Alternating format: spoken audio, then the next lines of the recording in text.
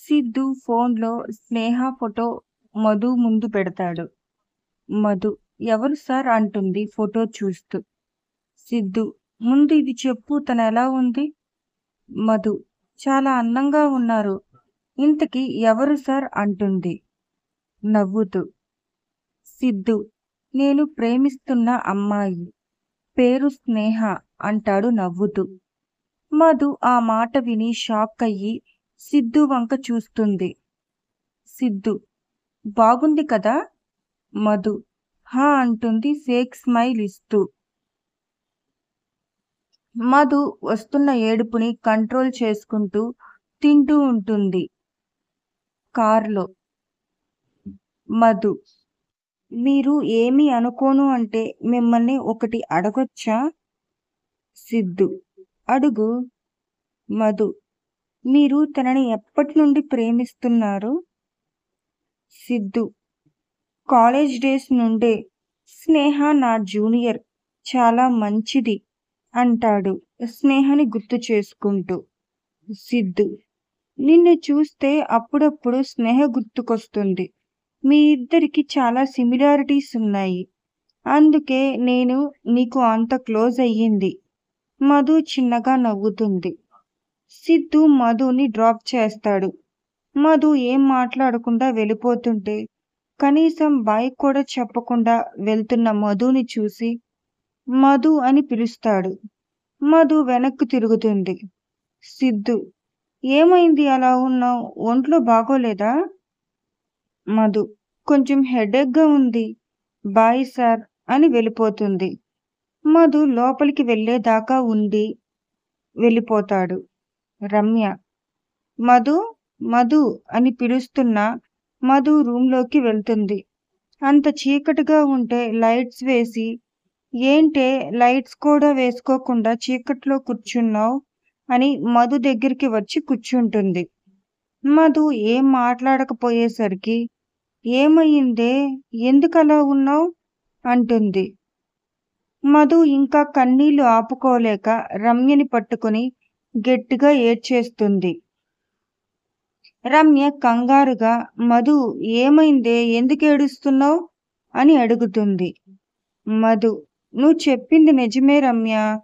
అనవసరంగా సార్ మీద హోప్స్ పెంచుకొని తప్పు చేశాను అంటుంది కళ్ళు తుడుచుకుంటూ.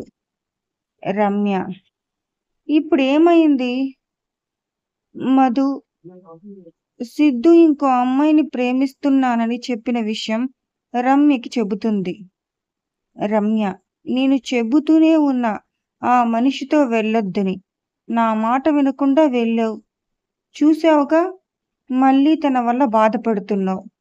మధు సారీ, ఇంకా నువ్వు చెప్పిన మాటే వింటాను. రమ్య సరే ఇంకేడవబాకు అని ఓదారుస్తుంది. సిద్ధు ఇంటికి వెళ్ళి ల్యాప్టాప్లో వర్క్ చేసుకుంటూ. శాంతి గారు రేయ్ సిద్ధు, రేపు మధుని ఒకసారి ఇంటికి రమ్మని చెప్పు. సిద్ధు ఎందుకు? శాంతి గారు ఎందుకేంటి? రేపు మీ నాన్న వస్తున్నారు. మధుని ఒకసారి కలవమంటున్నారు. సిద్ధు అదే మధుని ఎందుకు కలవమంటున్నారు? శాంతి గారు చెప్పా కదా మీ నాన్నకి మధు గురించి చెప్పా అని. ఆయన ఎంత సంతోషపడ్డాడో తెలుసా? సిద్ధు తెలియదు. శాంతి గారు రేపొస్తారుగా, నువ్వే చూడు. మధుని మాత్రం పిలవడం మర్చిపోకు. సిద్ధు తను రాదు. శాంతి గారు ఎందుకు రాదు? సిద్ధు ఎందుకంటే ఆల్రెడీ మధు వేరే వాళ్ళని ప్రేమిస్తుంది అని అబద్ధం చెప్పేస్తాడు. శాంతి గారు నీకెలా తెలుసు? సిద్ధు మధునే చెప్పింది. శాంతి గారు నిజంగానా? సిద్ధు హా, మధుకి సారీ చెప్దామని బయటికి తీసుకువెళ్ళినప్పుడు తానే చెప్పింది తన బావని ప్రేమిస్తున్నానని. శాంతి గారు ఆ మాటకి బాధపడుతుంటే సిద్ధు అమ్మా ప్లీజ్ బాధపడకు. ఆయన స్నేహ ఉంది కదా, ఈ ఇంటికి కోడలిగా స్నేహని తీసుకొస్తా, నన్ను నమ్ము అంటాడు. శాంతి గారు ఏం మాట్లాడకుండా వెళ్ళిపోతారు. సిద్ధు సారీ మా, నీకు అబద్ధం చెప్పినందుకు. నేను స్నేహనే ప్రేమిస్తున్నా. నా పక్కన స్నేహని తప్ప ఎవ్వరిని ఊహించుకోలేను. రేపు స్నేహతో మాట్లాడి ఎలాగైనా ఒప్పించి ఈ ఇంటి కోడలిగా తెస్తాను అనుకుంటాడు. తర్వాత రోజు స్నేహ స్కూల్ బయట ఆద్య కోసం వెయిట్ చేస్తూ ఉంటుంది. అందరూ వెళ్ళిపోతూ ఉంటారు. కానీ ఆద్య మాత్రం రాదు. స్నేహ వాచ్‌మ్యాన్‌ని అడిగితే అందరూ వెళ్ళిపోయారు అంటాడు. స్నేహ వెళ్ళిపోవటమేంటి? ఒకసారి లోపలికి వెళ్లి చూడండి. నా కూతురు ఆద్య ఇంకా రాలేదు. వాచ్‌మెన్ లోపలికి వెళ్లి మొత్తం చూసి వచ్చి, ఎవరు లేరు మేడం. స్నేహ సరిగ్గా చూసారా? వాచ్‌మెన్ చూశాను మేడం. ఎవరైనా తీసుకువెళ్లారేమో కనుక్కోండి అని వెళ్ళిపోతాడు. స్నేహ నిధికి ఫోన్ చేద్దామని ఫోన్ తీస్తే సిద్ధు నుండి ఫోన్ వస్తూ ఉంటుంది. స్నేహ కట్ చేస్తే మళ్ళీ చేస్తూ ఉంటాడు. స్నేహ ఫోన్ లిఫ్ట్ చేసి, స్నేహ కాల్ లిఫ్ట్ చేయలేదంటే ఆన్సర్ చేయటం ఇష్టం లేదు అని.